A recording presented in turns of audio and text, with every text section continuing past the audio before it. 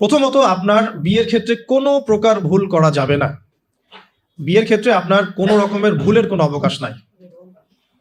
অবকাশ নাই বলতে বোঝাচ্ছি যে যখন আপনি বিবাহিত নন তখন আপনার কাছে বিয়েটা একটা ফ্যান্টাসি, যে বিয়ে করতে হবে, বিয়ের আলোচনা শুনলে মুখে হাসি চলে আসছে, কিন্তু বাস্তবতা কিন্তু এমন নয়। যদি আপনি ডিসিশন নিতে ভুল করেন, আদর্শ পরিবার গড়াটা খুব ডিফিকাল্ট হবে এবং পরবর্তী লেগেসি সন্তান প্রতিপাল ইসলামিক প্যারেন্টিংসে অনেক বেগ পেতে হবে আর কি। তো বিয়ের ক্ষেত্রে রাসূল সাল্লাল্লাহু আলাইহি ওয়াসাল্লাম যেটা বলেছেন যে তোমরা অবশ্যই দিনদারিতাকে প্রাধান্য দিবে। এখানে যদি তার সৌন্দর্য থাকে, সে দেখতে সুন্দর হয়, বংশ ভালো হয় এবং অর্থবিত্ত থাকে, এটা তো আপনার নূরুন আলা নূর, আলোর উপরে আলো। যদি এটা নাও হয় তারপরেও আপনাকে দিনদারিতা প্রাধান্য দিয়েই বিয়ে শাদী করতে হবে। এই জায়গায় কোনো রকম কম্প্রোমাইজ করতে যায় না, বা এই ব্যবসায় ভুল করলে আপনি সারা জীবন লস খাবেন আর কি। ঠিক আছে। আর যারা বিয়ে করে ফেলেছেন কিন্তু দিনদারিতার ঘাটতি আছে, তাদের জন্য সবর ছাড়া কোনো অপশন নাই। সবরের মধ্য দিয়ে ঠান্ডা মাথায় স্ত্রীকে বা স্বামীকে ওয়াজ নসিহত করতে করতে করতে, দোয়া করতে করতে, আল্লাহ যদি কোনোদিন হৃদয় বা কলবকে পরিবর্তন করে দেন, ইনশাল্লাহ আপনিও আপনার পরিবারটাকে আদর্শ পরিবার করতে পারবেন ইনশাল্লাহ। আর যদি দেখেন যে নূহ আলাইহিস সালামের মতো ঘটনা ঘটেছে, সুদীর্ঘকাল চেষ্টা করার পরে কোনো ফলাফল আসছে না, তাহলে আপনি আপনার কবরের ফিকির করেন, তারা তাদের কবরের ফিকির করুক, ব্যাস ছেড়ে দেন। ওই যে লাইসা মিন আহলিক, সে তোমার পরিবারের কেউ নয়। কাকে বলা হয়েছে? নূহ আলাইহিস সালামের ছেলেকে বলা হয়েছে। নূহ আলাইহিস সালাম বলছেন যে ছেলে, আমার ছেলে আল্লাহ, সে আমার পরিবারের, তাকে কি মাফ করা যায় কিনা? আল্লাহ পাক বলছেন লাইসা মিন আহলিক, সে তোমার পরিবারের কেউ না। তার নাম ছিল কেনান। এখন ধরে নিলাম যে আপনি বিয়ে করেন নাই, তাহলে আপনার সিদ্ধান্ত হবে এখান থেকে ইসলামিক প্যারেন্টিংস করার জন্য আপনাকে দিনদারিতাকে প্রাধান্য দিয়েই স্বামী বা স্ত্রী চুজ করতে হবে। এরপর বাকিগুলো দেখবেন ইনশাআল্লাহ। আমরা দোয়া করি আল্লাহ পাক সবাইকে দিনদার স্বামী এবং স্ত্রী নসিব করুন, আমিন। আর দিনদারিতা কখনোই বাহ্যিক লেবাস পোশাকে বোঝা যায় না। বাহ্যিক লেবাস পোশাকে একটা ধারণা পাওয়া যেতে পারে যে উনি দাড়ি রেখেছেন, হয়তো নামাজ পড়েন, নামাজ 5 ওয়াক্ত পড়েন, নামাজি ব্যক্তি, আশা করা যায় ভালো হবেন। তিনি হালাল খাচ্ছেন না হারাম খাচ্ছেন খোঁজ নিতে হবে, তার পরিবারের ব্যাকগ্রাউন্ডটা খোঁজ নিতে হবে, তার বাবা কেমন, তার মা কেমন, তার আপনার শাশুড়ি কেমন, আপনার শ্বশুর কেমন, খোঁজ নিতে হবে। কারণ দেখা যায় যে যে পরিবেশে বড় হয়েছে তার মধ্যে সেই প্রভাবটা থেকে যায়।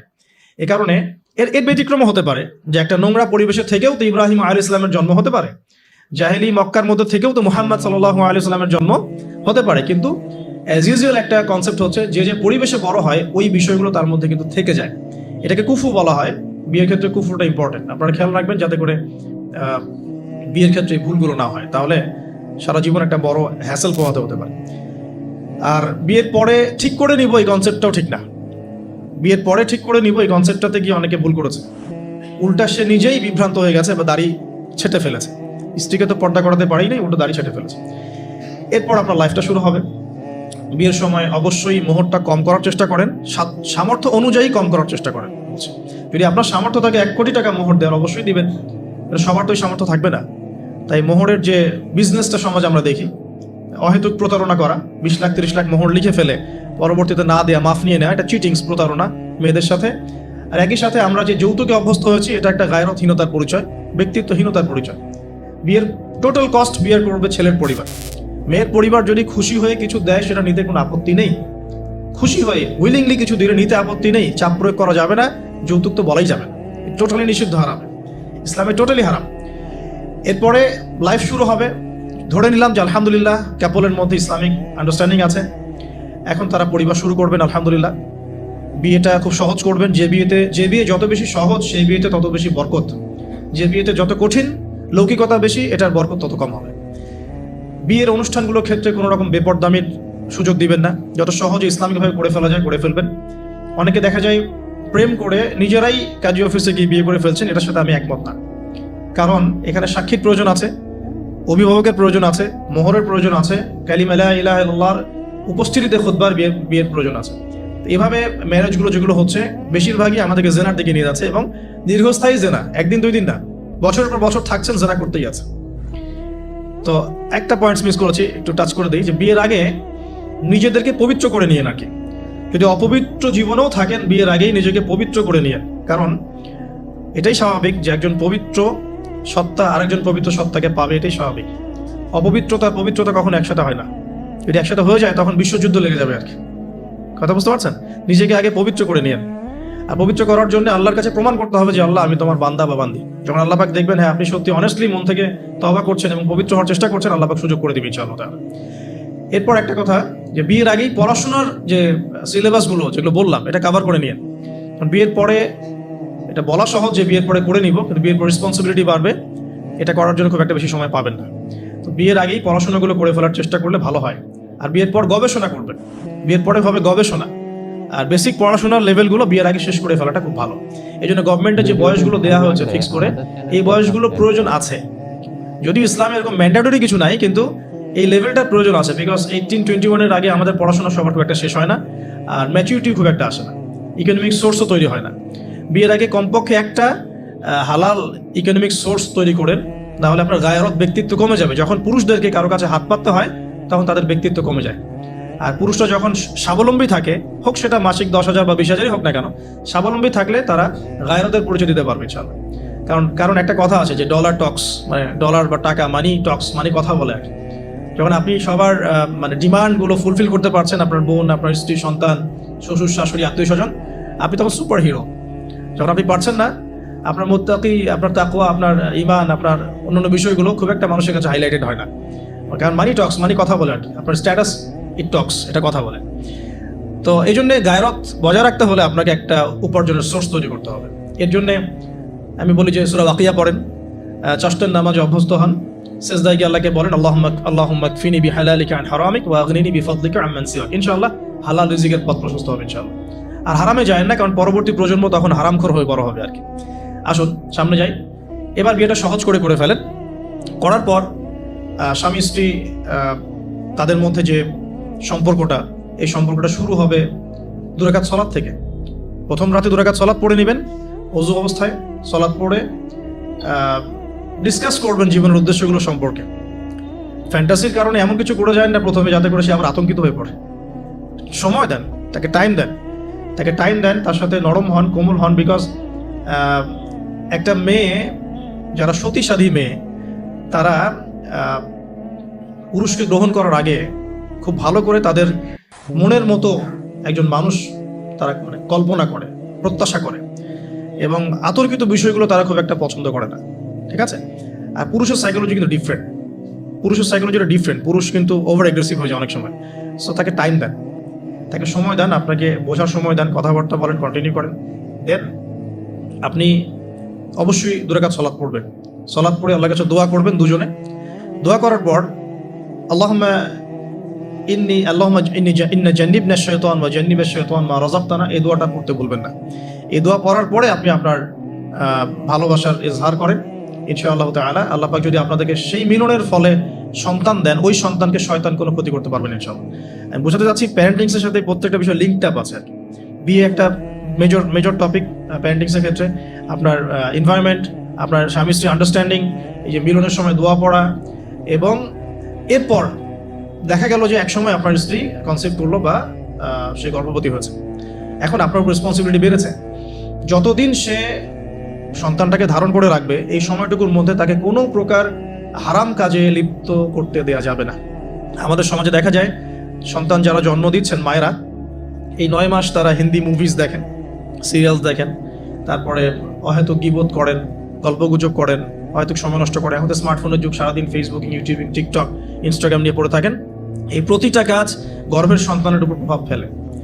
প্রত্যেকটা কাজ গর্ভের সন্তানের উপর প্রভাব ফেলে। ইভেন মায়ের যদি মন খারাপ থাকে, বাচ্চা ভিতরে কষ্ট পায়।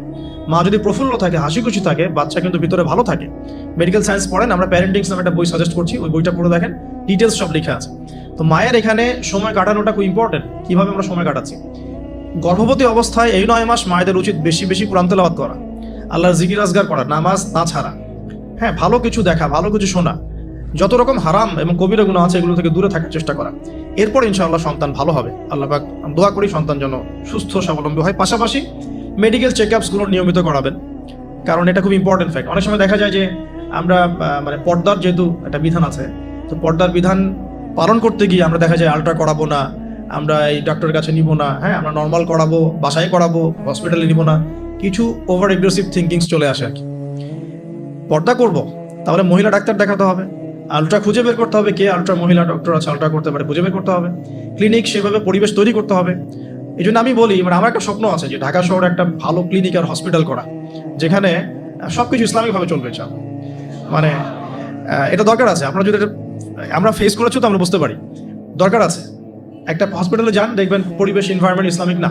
আপনার স্ত্রীর অ্যানাস্থেসিয়া করছে একজন পুরুষ ডক্টর, সিজার করবে, অ্যানাস্থেসিয়ার প্রয়োজন আছে, একটা পুরুষ ডক্টর এসে অ্যানাস্থেসিয়া পুশ করছে, তখন তো পর্দা যাচ্ছে কেন?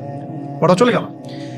যদিও বা অনেকে ফতোয়া দিতে পারেন যে এই সব জায়গায় বা এই ধরনের ক্ষেত্রে হয়তো এটা জায়েজ হতেও পারে, অনেকে ফতোয়া টানতে পারেন, কিন্তু এখানে কিন্তু এই সুযোগটা দেওয়ার ফলে কি হয়েছে যে অনেক সময় রোগীরা হ্যারাসমেন্টের শিকারও হয়েছে, সেক্সুয়াল হ্যারাসমেন্টের শিকারও কিন্তু হয়েছে, এটাও কিন্তু বাস্তব। তো এই জন্য ইসলামিক এনভায়রনমেন্টের দরকার আছে। খুঁজে বের করতে হবে যে ইসলামিক ডক্টর কে আছেন যিনি শরীয়ত বোঝেন, মহিলা ডক্টর কারা আছেন, অ্যানাস্থেসিয়া মহিলা কারা আছে, বা আল্ট্রা করতে পারে মহিলা কারা আছে, খুঁজে বের করে মেডিকেল চেক আপ নিয়মিত করতে হবে। আর নর্মাল ডেলিভারি ইসলামের বিধান ঠিকই, ইসলাম এভাবেই চলেছে, সিজার এসেছে অনেক পরে, এবং এই ব্যাপারে শেষ জামানার হাদিসও আছে, আমি একটা লেকচারে বলেছিলাম। তবে কিছু কিছু ক্ষেত্রে সিজারের প্রয়োজন হতে পারে। যেমন ধরেন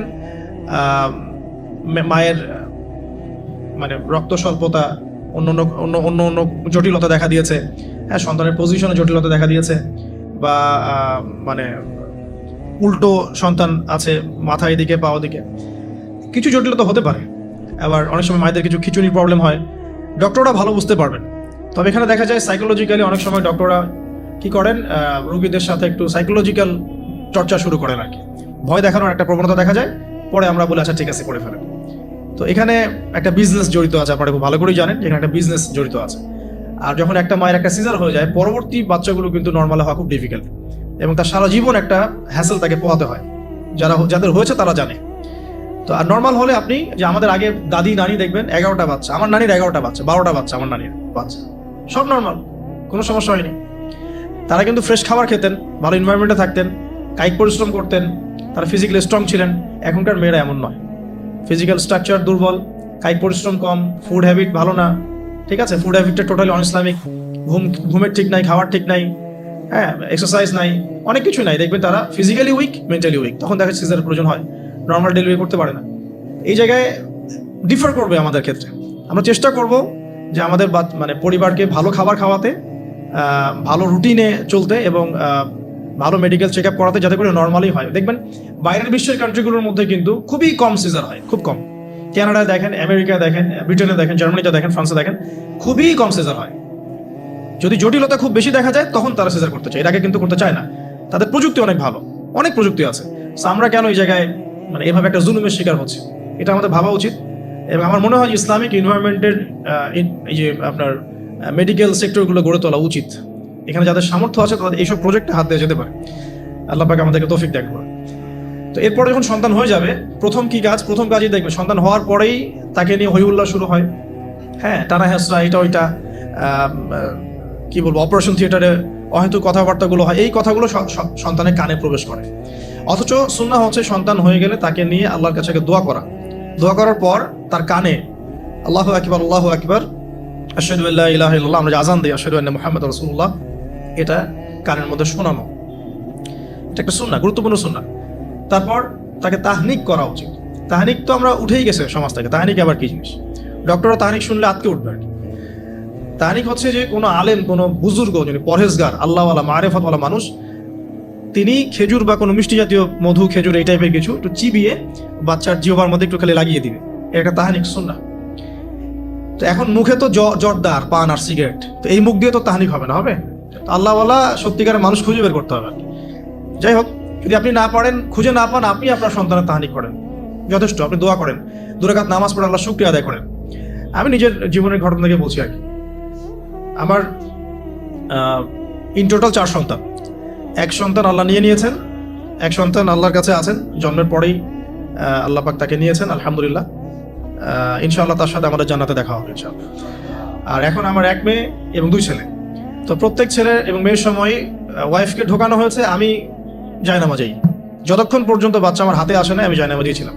এবং আমি দেখেছি যে আল্লাহ যে আছেন, আল্লাহ যে মানুষের এত কাছে, আল্লাহ যে দোয়া কবুল করেন, শোনেন, মানে আমি হৃদয় থেকে উপলব্ধি করেছি। এই কথাগুলো তো বোঝানো যাবে না, এগুলো তো আমি কোনো দলিল বা প্রমাণ দিয়ে আপনাকে বোঝাতে পারবো না।